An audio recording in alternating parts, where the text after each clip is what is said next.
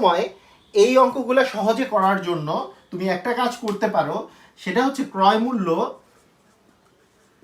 100% ধরে নিতে পারো। ক্রয় মূল্য কত পার্সেন্ট ধরে নিতে পারো? 100%। 100% কথাটার অর্থ আমি একটু তারপরে তোমাদেরকে একটু বুঝাই দেই, যে ওই যে শতকরার অঙ্ক যখন করিয়েছিলাম, পার্সেন্টেজ মানে কি 1/100, তার মানে আসলে তুমি 1 ধরে নিচ্ছ। আমরা অনেক সময় ধরি না যে পুরো অংশ সমান সমান 1 অংশ, আসলে 100% ধরাটা মানে হচ্ছে আসলে ক্রয় মূল্যকে তুমি 1 ধরে নিচ্ছ। আর এভাবে না করে অনেক সময় আমরা 100 টাকাও ধরে নিতে পারি, অনেক সময় 100 টাকাও ধরে নিই, অনেক সময় ওটা দিয়ে অঙ্ক করলে একটু বড় হবে। এখানে আমরা করে নিব যে এইটাকে ক্রয় মূল্যকে 100% ধরে নিব, তাহলে দেখবা যে অঙ্কগুলো খুব তাড়াতাড়ি হয়ে যাবে। এরপরে আরেকটা বিষয় হচ্ছে, ধরো 25% লাভ হয়েছে। 25% যদি লাভ হয়, আমি তো অলওয়েজই ধরে নিব ক্রয় মূল্য হচ্ছে 100%। বলো তো ক্রয় মূল্য কত পার্সেন্ট? 100%। 25% যদি লাভ হয়, তুমি সবসময় মনে রাখবা এই যে 25% লাভ হলে তুমি বিক্রয় মূল্য পার্সেন্টেজ দিয়ে যদি লেখো, তাহলে বিক্রয় মূল্যটা কি বেশি হবে? বিক্রয় মূল্য হচ্ছে 125%। তুমি এটা ডিরেক্টলি লিখে দিবা যে বিক্রয় মূল্য 125%। আমি আগে অঙ্কগুলো করার জন্য কি কি জিনিসগুলো দরকার সেগুলো তোমাদেরকে জানাই দিচ্ছি। অথবা তোমাকে যদি আমি বলি 20% ক্ষতি হয়েছে, 20% ক্ষতি হয়েছে, ক্রয় মূল্য তো অলওয়েজই আমি চিন্তা করবো 100%। 20% যদি ক্ষতি হয়, তাহলে বিক্রয় মূল্য কত হবে? বিক্রয় মূল্য হবে 100 থেকে 20 মাইনাস করলে 80%। দেখো আমাদের বিষয়টা হচ্ছে যে যখন ক্রয় মূল্য 100%, এটা আমরা অলওয়েজই মাথার মধ্যে রেখে দিব যে ক্রয় মূল্যটা 100%। এখন যদি লাভ হয় তাহলে 100-র সাথে সেটা যোগ হয়ে যাবে, 100-র সাথে 25 যোগ করলে 125। আবার যদি ক্ষতি হয় তাহলে 100-র সাথে বিয়োগ করে দিব, কারণ ক্রয় মূল্য থেকে বিয়োগ করে দিলে আমার বিক্রয় মূল্য বের হয়ে আসবে। এই কথাগুলো তোমার যদি মনে থাকে, এই অঙ্কগুলো তোমার কাছে খুবই ইজি মনে হবে। আসো আমরা প্রথমে একটা সহজ অঙ্ক করে আস্তে আস্তে যেই অঙ্কগুলোতে আমাদের ঝামেলা হয় সেই অঙ্কগুলো আমরা করতে থাকি। ধরো আমি একটা টাইপ 1 দিলাম,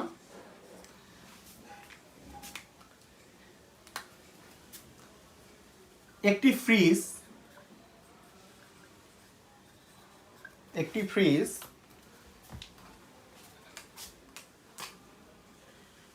22,000 মানে 22,000 টাকায়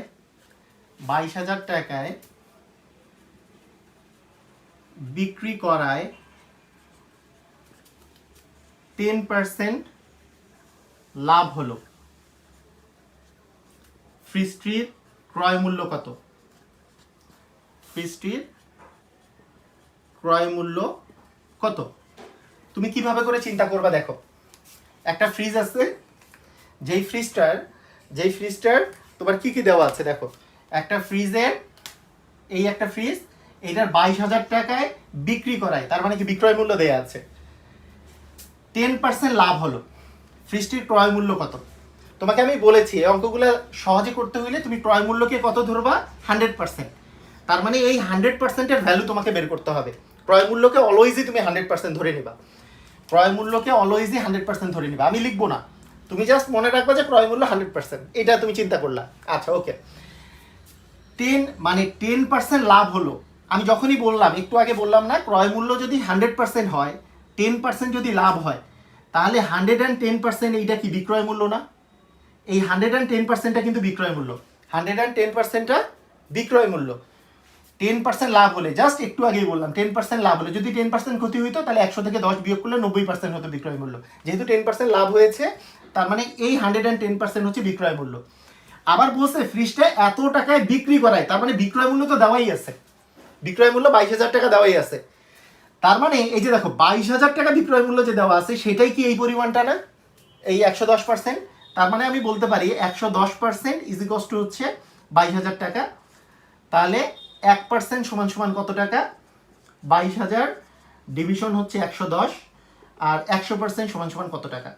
জাস্ট তুমি 22,000 গুণন 100 ডিভিশন 110 তুমি যদি বসায় দাও, তাহলে কত আসতেছে? যে এখানে যদি তুমি বাদ দিয়ে দাও, 11 দ্বিগুণে হচ্ছে তোমার 22, তার মানে হচ্ছে উপরে যাচ্ছে 2,000, 2,000 × 10 মানে হচ্ছে 20,000 টাকা। 20,000 টাকা। তা বুঝতে পেরেছো নিশ্চয়ই যে যে যদি তোমার 10% লাভ করতে হয়, 10% যদি লাভ করতে হয় তাহলে বিক্রয় মূল্য 110%। এখানে 22,000 টাকা আবার বিক্রি করলে তার মানে এটাও বিক্রয় মূল্য, তাহলে বিক্রয় মূল্য 110%, আবার এখানে বিক্রয় মূল্য 22,000 টাকা, 22,000 টাকা।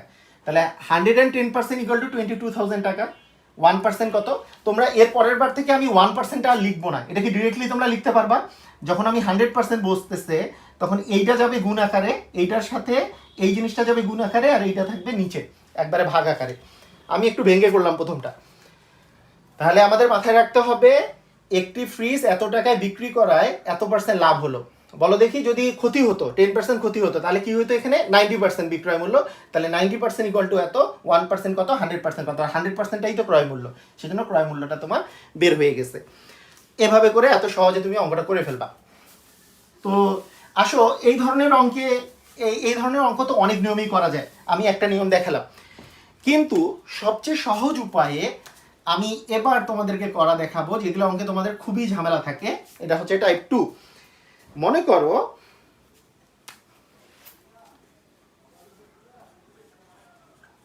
$190 টাকায়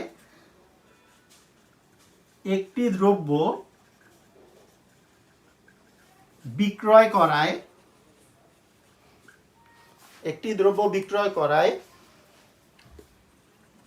5% ক্ষতি হলো। কত টাকায় বিক্রয় করলে 15% লাভ হবে? দেখো, 190 টাকায় বা 190 টাকায় একটি দ্রব্য বিক্রয় করায় 5% ক্ষতি হলো। কত টাকায় বিক্রয় করলে 15% লাভ হবে? এই ধরনের অঙ্কে প্রায় সময় তোমরা ঝামেলায় পড়ো। আজকে থেকে আর কোনো ঝামেলা নাই, একবারে ম্যাজিক। দেখো কত তাড়াতাড়ি হয়ে যাবে, তোমরা যেহেতু শিখে গেছো। তুমি মনে মনে ধরে নাও ক্রয় মূল্য কত পার্সেন্ট? 100%। ক্রয় মূল্য 100%। আচ্ছা, 5% ক্ষতি হয়েছে, 5% ক্ষতি হলে বিক্রয় মূল্য কত? 100 থেকে 5% বিয়োগ করলে 95%। এই 95% কিন্তু বিক্রয় মূল্য। এত টাকায় বিক্রয় করায় 5% ক্ষতি হয়েছে, তার মানে এই যে বিক্রয় মূল্য যে 95% সেটাই কিন্তু 190, তাই না? সেটাই হচ্ছে 190, কারণ এইটাও হচ্ছে বিক্রয় মূল্য 95% এবং সেই বিক্রয় মূল্যটাই হচ্ছে 190 টাকার যে দ্রব্যটা বিক্রয় করলে মানে 5% ক্ষতি হয়েছে, তার মানে বিক্রয় মূল্যটা হচ্ছে 95%। আবার 5% লাভ হয়েছে, মানে তোমাকে কত টাকায় বিক্রয় করলে, মানে এখানে বিক্রয় মূল্যটা বের করতে হবে যখন বিক্রয় মূল্যের পার্সেন্টেজ কত? 100 থেকে 100 আর 15 যোগ করলে কত? 115%। এই 115%-এর জন্য বিক্রয় মূল্য কত সেটা তোমাকে বের করতে হবে। খুবই সহজ। তোমাকে তোমার দেয়া আছে হচ্ছে 95%, এইটা মানে হচ্ছে 190 টাকা, তাহলে 115% ইকুয়াল টু কত টাকা? তাহলে 190 ইন্টু 115 ডিভিশন হচ্ছে 95। তাহলে কীরকম হচ্ছে? 5 দিয়ে কাটাকাটি করলে 5 দ্বিগুণে 10, 3 5 15, 5 কে 5, 5 9 45, আর এখানে কাটাকাটি করলে আসতেছে 10, মানে হচ্ছে 230 টাকা। তার মানে 230 টাকা হচ্ছে তোমার অ্যান্সার। দেখো কি করলাম আরেকবার আমি বুঝাই দিচ্ছি। 190 টাকায় একটি দ্রব্য, যদি দ্রব্য তুমি বিক্রয় করো তাহলে 5% ক্ষতি হয়েছে, তার মানে এই জিনিসটা কিন্তু বিক্রয় করলে তার মানে বিক্রয় মূল্য।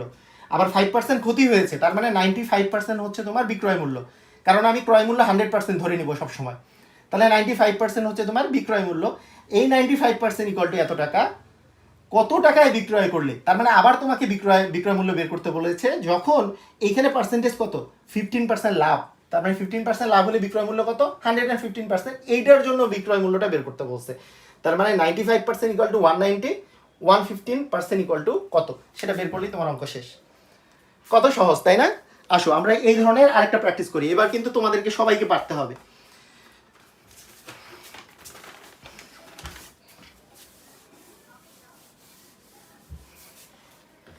মনে করো একজন বিক্রেতা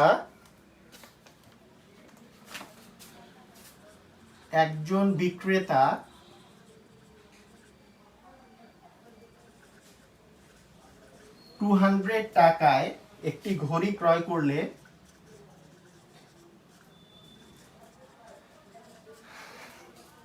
একটি ঘড়ি ক্রয় করলে, আমি কিন্তু এই অঙ্কগুলা বিভিন্ন পরীক্ষায় আসা অঙ্ক আর কি, সেগুলোকেই আমি জাস্ট করাচ্ছি, প্র্যাকটিস করাচ্ছি, যেগুলো অঙ্ক এসেছে এর আগে।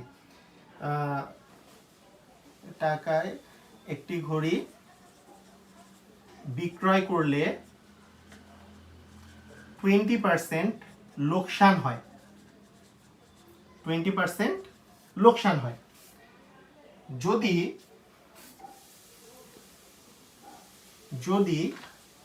10% লাভ করতে চায়, 10% লাভ করতে চায়, তবে কত টাকায় ঘড়িটি বিক্রি করতে হবে? ঘড়িটি বিক্রি করতে হবে, তাই না? কোশ্চেনটা এরকম। দেখো, একজন বিক্রেতা কি বলেছে? একজন বিক্রেতা হচ্ছে 200 টাকায় একটি ঘড়ি বিক্রয় করলে 20% লোকসান হয়। লোকসান মানে তো ক্ষতি, তাই না? 20% লোকসান হয়। বলো তো 20% যদি লোকসান হয়, তাহলে 20% 100 থেকে 20% বিয়োগ করলে 80% হচ্ছে তোমার বিক্রয় মূল্য। আমি তো বলেই দিছি যে ক্রয় মূল্য তুমি মনে মনে 100% তুমি ধরে নিবা, ক্রয় মূল্য 100%। তাহলে বিক্রয় মূল্য কত হচ্ছে? 80%। যেহেতু লোকসান হয়েছে, তার মানে 100 থেকে 20% বিয়োগ করলে 80% হচ্ছে তোমার বিক্রয় মূল্য। তাহলে এই যে 80% বিক্রয় মূল্য, আবার 200 টাকায় বিক্রয় করলে, তার মানে এই বিক্রয়, এইটাও আসলে তোমার বিক্রয় মূল্য। তার মানে এই 80% আর 200 একই জিনিস। 80% ইকুয়াল টু হচ্ছে 200 টাকা। 80% মানেই হচ্ছে 200, কারণ এটাও বিক্রয় মূল্য, সেই বিক্রয় মূল্যটা হচ্ছে এই লাইনেরই বিক্রয় মূল্য। 20% ক্ষতি মানে হচ্ছে 80%, তাহলে 200 এবং 80% হচ্ছে সেম। এখন তোমাকে যদি বলা হয়েছে যে 10% লাভ, তোমাকে 10% লাভ করলে কি তোমার বিক্রয় মূল্য কত হবে? 110%। কত টাকায় ঘড়িটি বিক্রয় করতে হবে, মানে এই 110%-এর জন্য তোমাকে আবার বিক্রয় মূল্যটা বের করতে হবে। খুবই সহজ, এর আগের মতোই। যে আমরা যদি বলি 80% ইজ ইকুয়ালস টু হচ্ছে 200, তাহলে তোমাকে বলতে হবে যে 110% সমান সমান কত? বলো তো, এর আগে এক লাইনে করেছি না? 200টা হচ্ছে উপরে ইন্টু এই যে এইটা যাবে গুণন আকারে, আর এখানে যেটা থাকবে সেটা আসবে হচ্ছে নিচে। তাহলে কি হচ্ছে? তাহলে 8 দ্বিগুণী হচ্ছে 16, 5 আসতে 40, তার মানে 25 গুণন 11। 25 গুণন 11 করলে কত আসতেছে বলো? 11 দিয়ে গুণ করার একটা সহজ পদ্ধতি হচ্ছে 5 কে 5, 5 আর 2 হচ্ছে 7, আর এখানে একটা 2, মানে 275 টাকা। তার মানে তোমার 275 টাকা তোমার অ্যান্সার আসবে। যে কোনো জিনিসকে 11 দিয়ে গুণ করার ট্রিক্স আমি তোমাদেরকে দেখাই দিব, সমস্যা নাই। সামনেই এই ভিডিওটা আসছে। তাহলে তোমরা এই যে দেখো, একজন বিক্রেতা এত টাকায় একটি ঘড়ি বিক্রয় করলে 20% লোকসান হয়। 20% লোকসান হলে বিক্রয় মূল্য 80%, এবং 200 টাকা বিক্রয় করলে, তার মানে 80% মানে 200, তার মানে 80% মানে 200। যেহেতু 10% লাভ করতে হবে, তার মানে বিক্রয় মূল্য 110%, এই বিক্রয় মূল্যটাই বের করতে হবে। 110% মানে কত টাকা? খুবই সহজ, তাই না? আমরা জাস্ট এইভাবে করে খুবই ইজিলি আমরা করতে পারবো। আসো এরপরে আরেকটা টাইপের অঙ্ক আমরা করি। এবার করব হচ্ছে টাইপ 3।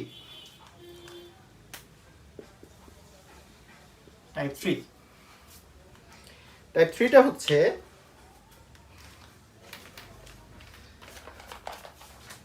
মনে করো একটি দ্রব্য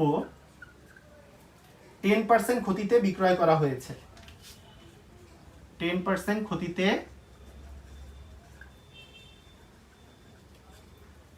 বিক্রয় করা হয়েছে। একটি দ্রব্য 10% ক্ষতিতে বিক্রয় করা হয়েছে। বিক্রয় মূল্য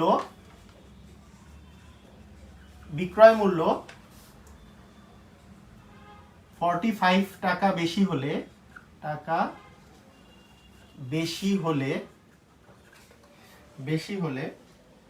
5% লাভ হতো। 5% লাভ হতো। তাহলে তোমাকে বলছে ক্রয় মূল্য কত?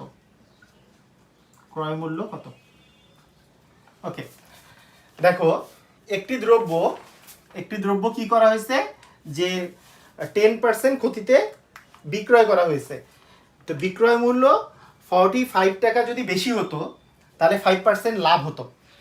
মানে এই যে যখন 10% ক্ষতিতে বিক্রয় করা হয়েছে, ওই বিক্রয় যেই টাকা দিয়ে বিক্রি করছে তার চেয়ে যদি তুমি 45 টাকা বেশি দামে তুমি বিক্রি করতা, তাহলে 5% বেশি লাভ পাওয়া যেত। তাহলে ক্রয় মূল্য কত? এটা একেবারে একটা শর্টকাট আছে, সেটা না করে আমি সেটাও দেখাচ্ছি একেবারে শর্টকাটটা। সেটা না করে আগের আমাদের সিস্টেমটা আমরা যদি চিন্তা করি, ক্রয় মূল্যকে আমরা কত ধরে নেই? 100%। তার মানে এখানে 100% এর ভ্যালু বের করতে হবে, এটা মনে রাখো, কারণ এবার তোমাকে ক্রয় মূল্যটা বের করতে হবে। তার মানে ক্রয় মূল্যটা তুমি সবসময় 100% ধরে নিচ্ছ। এর আগের গুলাতে ক্রয় মূল্য বের করতে হচ্ছিল না, তাই আমি 100% বের করি নাই যখন যেটা বের করতে বলছে। আচ্ছা, ক্রয় মূল্য যদি 100% হয়, 10% ক্ষতিতে, তার মানে কি এটা 90% হচ্ছে বিক্রয় মূল্য, এখানে 90% বিক্রয় মূল্য। আবার যদি 45 টাকা বেশি হইতো, এইটার চেয়ে যদি 45 টাকা বেশি হইতো, তাহলে 5% লাভ হতো। 5% লাভ হলে বিক্রয় মূল্য কত?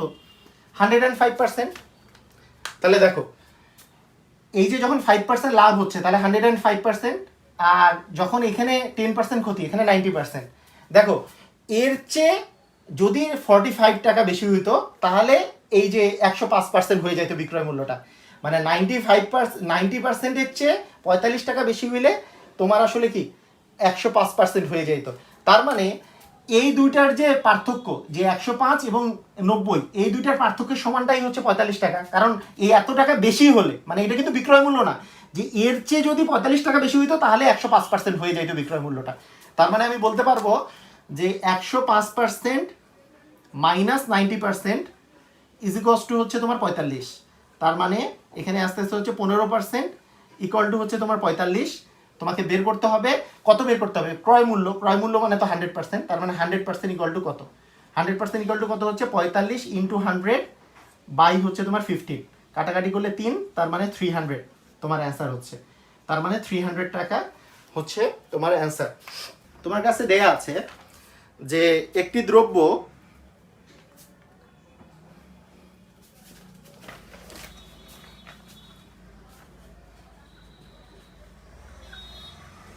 একটি দ্রব্য 15% লাভে বিক্রয় করা হয়েছে। 15% লাভে বিক্রয় করা হয়েছে। 15% লাভে বিক্রয় করা হয়েছে। যদি বিক্রয় মূল্য 200 টাকা বেশি হতো, যদি বিক্রয় মূল্য 200 টাকা বেশি হতো,